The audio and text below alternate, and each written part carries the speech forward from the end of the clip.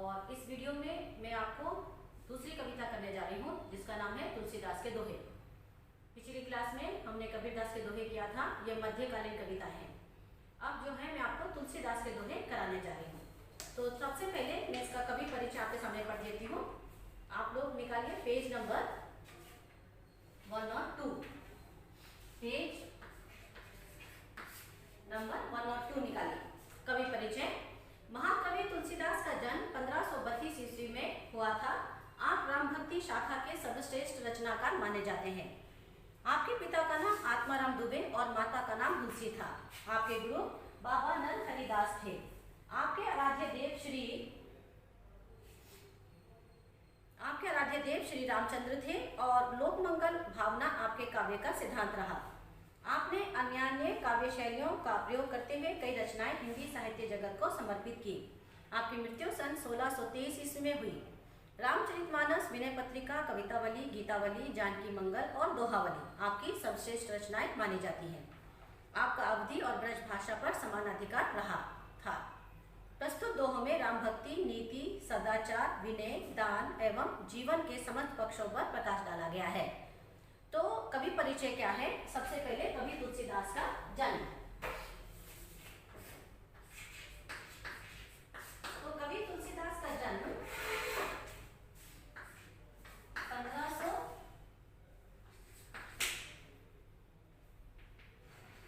1532 ईस्वी में हुआ था और ये जो है भक्ति काल के कवि माने जाते हैं। भक्ति काल के राम भक्त कवि। तो ये राम भक्त कवियों में से एक है। जैसे कि कृष्ण भक्त कवियों में आप सूरदास और मीराबाई को जानते हैं, उसी प्रकार राम भक्त कवियों में कबीर का भी नाम थोड़ा बहुत ले सकते हैं, वैसे नहीं है वो, पर उन्होंने अपने दोहे में राम का नाम काफी लिया है। तो पर राम भक्त कवियों में विशेष रूप से तुलसीदास का नाम लिया जाता है। और इनके माता पिता का नाम। अब इनके पिता जो थे उनका नाम था आत्माराम दुबे और इनकी माता का नाम था तुलसी। ठीक है, तो इनके पिता जो थे आत्माराम दुबे और इनकी माँ का नाम था तुलसी और इनके गुरु थे बाबा नरहरि दास।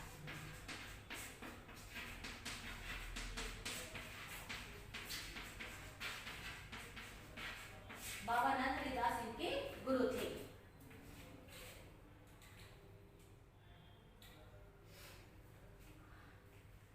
और इन्होंने जो भी कविता लिखी है इसमें बहुत सारे शैलियों का उन्होंने प्रयोग किया है। शैलियों का मतलब होता है कविताओं के बहुत सारे स्टाइल होते हैं, उन्होंने उन स्टाइल का प्रयोग करके कविता लिखी है। अब जैसे कि दोहे है वो 2 लाइन के होते हैं, चौपाइयाँ होती हैं वो 4 लाइन की होती हैं। तो कबीर तुलसीदास ने अलग अलग स्टाइल में कविताएं लिखी हैं। और इनकी जो मृत्यु है सन 1623 ईस्वी में हुई थी। और इनकी जो इम्पोर्टेंट किताबें हैं जो उन्होंने लिखी हैं, महत्वपूर्ण रचनाएं हैं, इसमें है रामचरितमानस, विनय पत्रिका, कवितावली, गीतावली, जानकी मंगल इत्यादि। तो ये इनकी महत्वपूर्ण किताबें हैं जो उन्होंने लिखी हैं। अब कहा है कि इनकी जो भाषा है, इनकी जो भाषा है वो है अवधी और ब्रज। तो इनकी भाषा अवधी और ब्रज भाषा, यानी 2 भाषा में उन्होंने कविताएं लिखी हैं।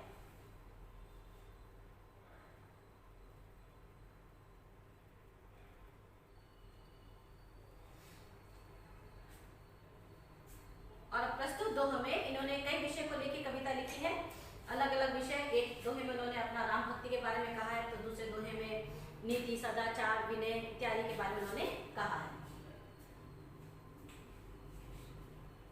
तो ये कवि परिचय हो गया। अब दोहे, तो एक एक दोहे में यहाँ जो लिखे गए हैं मैं उसको पढ़ूंगी और आपके सामने एक्सप्लेन करूंगी। तो पेज नंबर मैंने बता दिया, आप निकालिए पेज नंबर 102, 102 निकालिए और उसमें देखिए सबसे पहला दोहा यहाँ लिखती हूँ मैं। एक भरोसो एक बल, एक भरोसो एक बल, एक आस विश्वास। एक आस विश्वास। स्वाति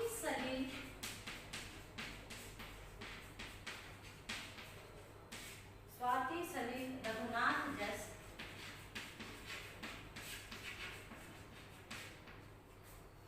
चातक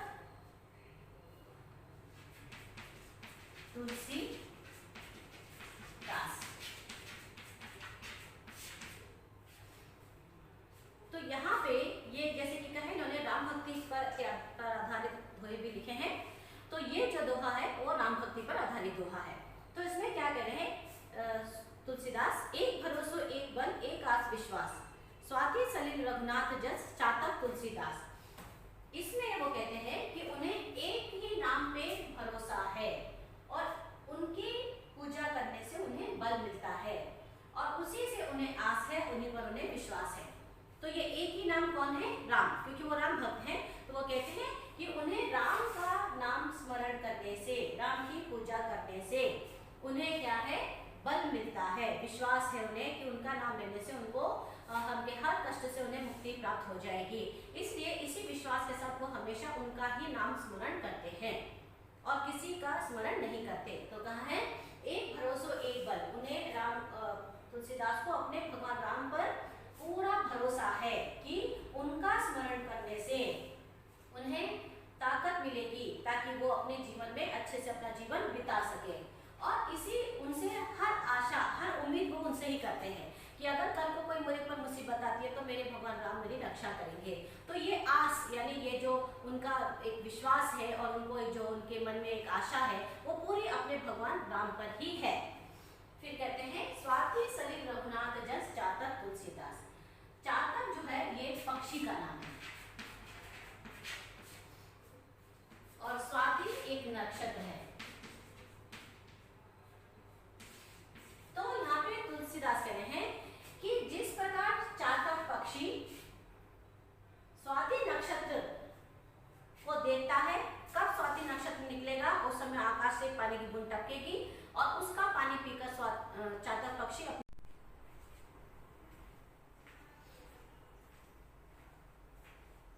तो लास्ट लाइन क्या मैं बता रही थी, स्वाति सलिल रघुनाथ जस चातक तुलसीदास। जिस प्रकार स्वाति नक्षत्र के बूंद से टपकने वाली बूंद को पीकर चातक पक्षी अपनी प्यास बुझाता है, तुलसीदास उसी प्रकार भगवान श्री राम को देखकर अपनी प्यास बुझाते हैं।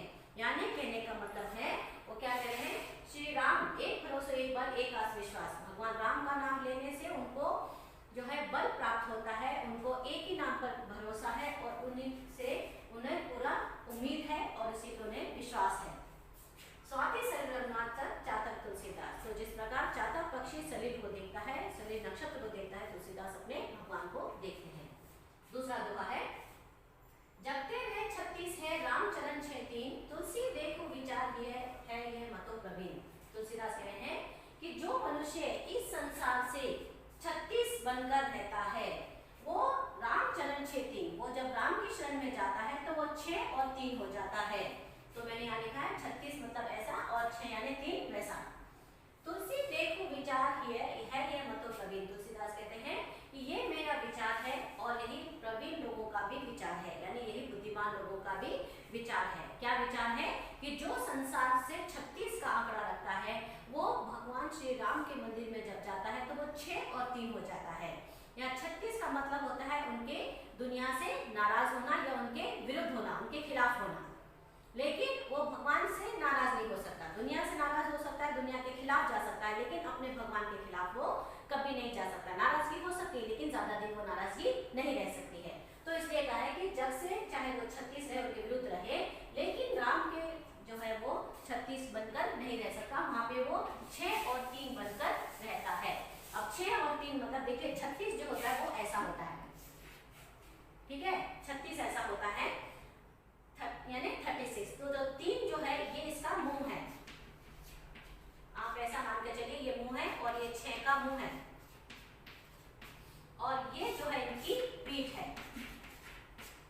तो इंसान जब दुनिया से नाराज होता है तो वो क्या करता है, पीठ फेर लेता है। 36 यानी पीठ फेर लेना, मुंह फेर लेना, ऐसा मुंह फेर लेता है।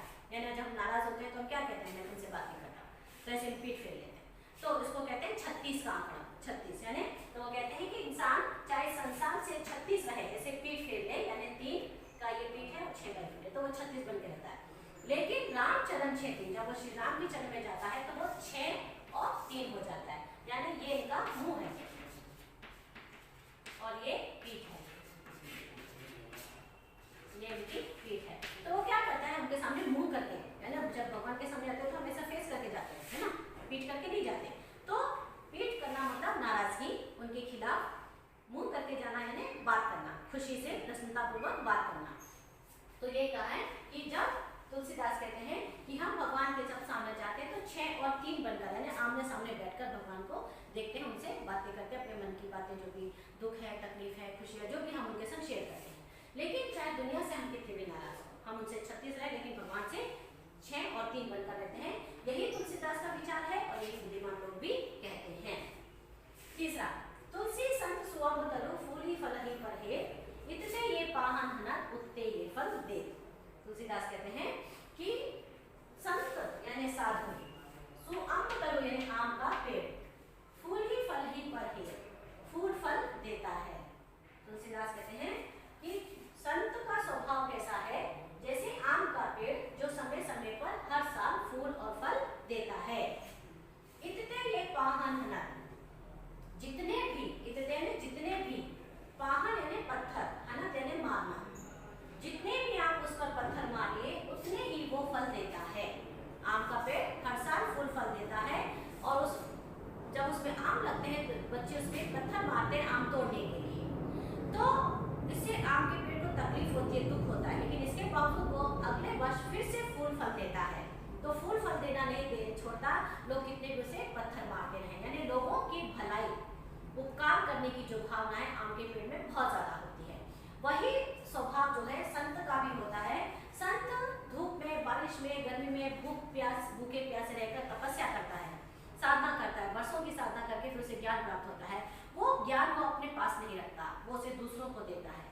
लोग उसकी कितनी आलोचना करें तब भी वो लोगों को ज्ञान देता रहता है। सच्चे साधु की ये पहचान है। तो सच्चे साधु आम के वृक्ष की तरह होते हैं, वो जो है लोगों की आलोचना की परवाह किए बिना परोपकार करने की भावना नहीं छोड़ते। तो इसमें परोपकार करने की भावना के बारे में बताया गया है। अगला दोहा, तुलसी काया खेत है मनसा भयो किसान, पाप पुण्य दो बीज है बुरे सो लुने निदान। अब यहाँ पे मन को किसान से उन्होंने कंपेयर किया है।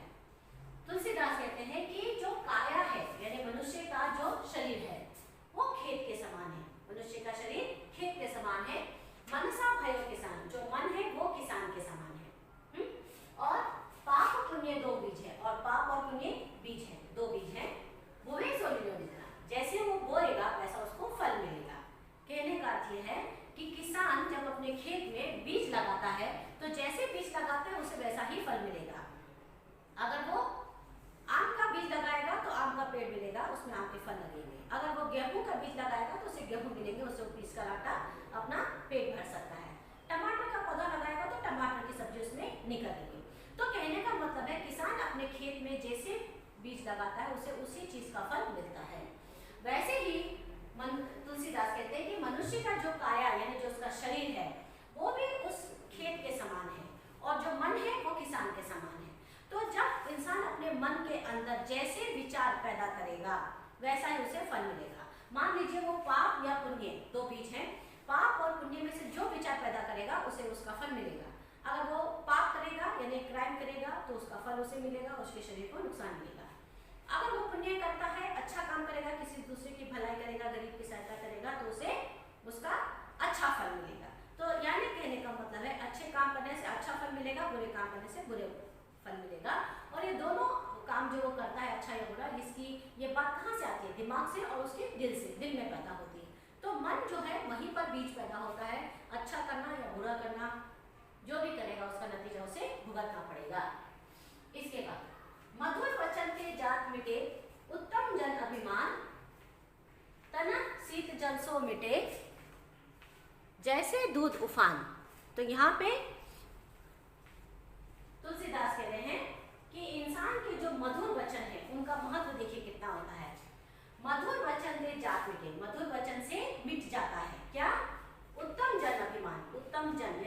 अच्छे लोग होते हैं, श्रेष्ठ कुल के होते हैं, जो अच्छे परिवार के होते हैं, उच्च कुल के परिवार के होते हैं, उनमें जो अभिमान है वो मधुर वचन बोलने से मिट जाता है। तो उन्हें अपने मधुर वचन ही बोलना चाहिए, उन्हें अहंकार नहीं दिखाना चाहिए। उत्तम श्रेष्ठ कुल में पैदा होने का अभिमान उन्हें नहीं दिखाना चाहिए, हमेशा मधुर वचन से बात करनी चाहिए। तनक शीत जल सो मिटे जैसे दूध उफान। जैसे एक दूध उफनता है, जब दूध उफनता है तो उसमें थोड़ी सी तनक शीत जल यानी ठंडा जल आप थोड़ा सा उसमें डाल दीजिए, हल्का सा जस्ट ऐसे छींटे मार दीजिए, वो दूध क्या है शांत हो जाता है। अभी वो उबल रहा है, उफन कर बाहर आके गिरने वाला है, तभी आप थोड़ा सा पानी की छींटे उसमें मारिए, वो शांत हो जाता है। तो कहने का मतलब ये है कि जिस प्रकार उफन रहे दूध में थोड़ी सी पानी की छींटे उसको शांत कर देती है, वैसे ही जो उत्तम जन होते हैं यानी जो श्रेष्ठ कुल में पैदा होते हैं, उनका अभिमान भी बिल्कुल वैसा ही है। थोड़ा सा उनसे मीठा बात कर लीजिए, उनका अहंकार शांत हो जाता है। तो मनुष्य को अहंकारी नहीं होना है, ये बात यहाँ पे तुलसीदास हमें समझाने का प्रयास कर रहे हैं। तो ये हो गया हमारा 5वां दोहा। अब अगला दोहा करेंगे।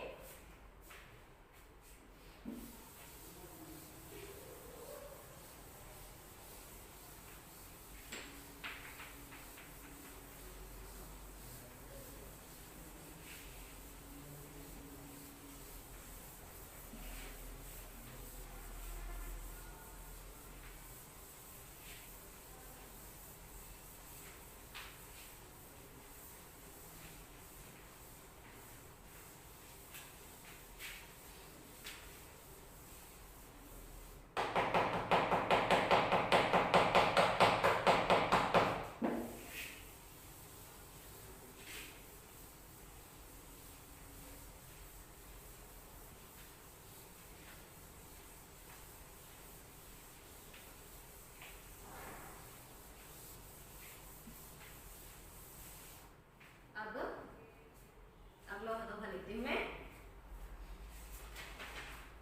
छठा।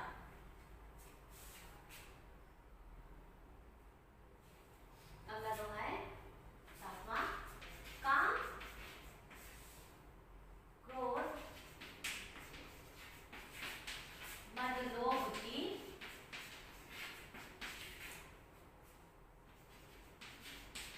जो लोग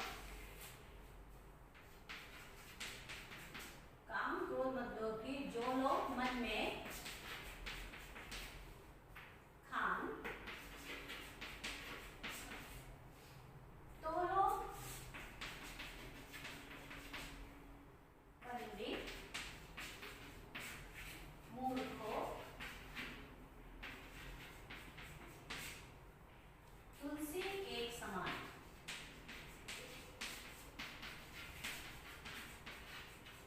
तुलसी एक समान। तुलसीदास यहाँ पे मूर्ख और पढ़े लिखे यानी ज्ञानी और मूर्ख व्यक्ति में क्या फर्क होता है, ये बात यहाँ पे समझाने की कोशिश कर रहे हैं कि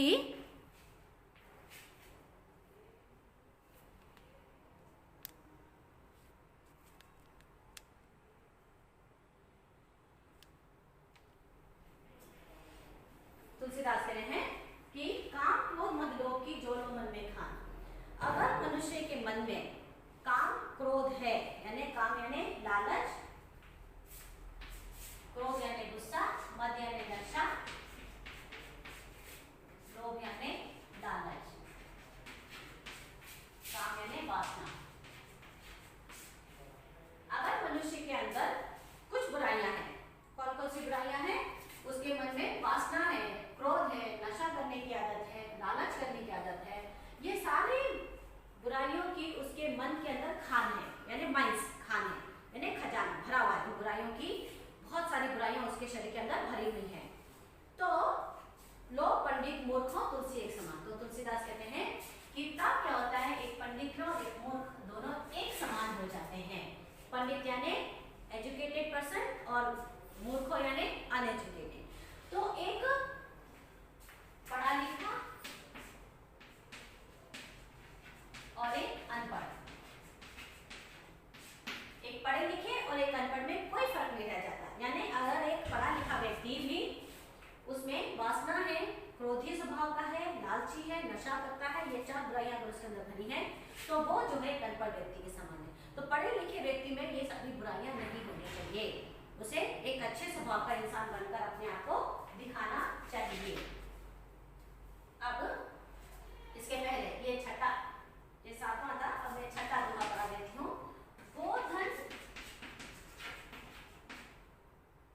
गजधन बाजीधन, गोधन गजधन बाजीधन और रतन धन खान, जब आवत संतोष धन,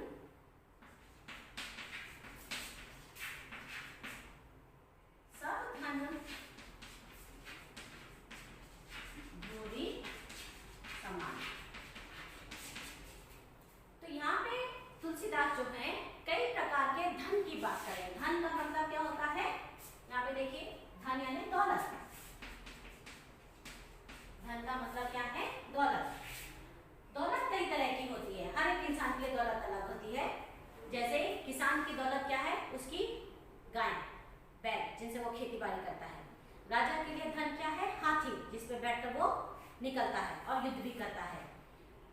और किसान के लिए जमीन भी उसकी धन है, ठीक है ना। तो अलग अलग इंसान के लिए अलग अलग चीजें उसकी सबसे बड़ी दौलत होती है। गोधन गाय किसान के लिए सबसे बड़ा धन है।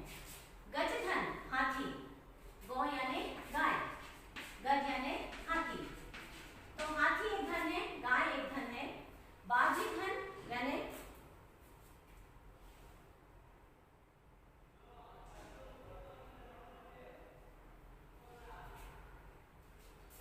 घोड़े, घोड़े एक धन है। और रतन, रतन यानी हीरे, हीरे मोती। तो मान लीजिए किसी के लिए गाय उनके लिए सबसे बड़ी दौलत है, किसी के लिए हाथी बड़ी दौलत है, किसी के लिए घोड़े उनकी दौलत है, किसी के लिए हीरे मोती उनके लिए सबसे बड़ी दौलत है।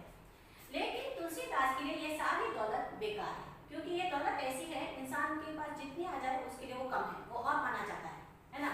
तो इसलिए कहते हैं जब आवत संतोष धन सब धन धूरी समान। तो इनमें सबसे बड़ा धन क्या है, संतोष धन।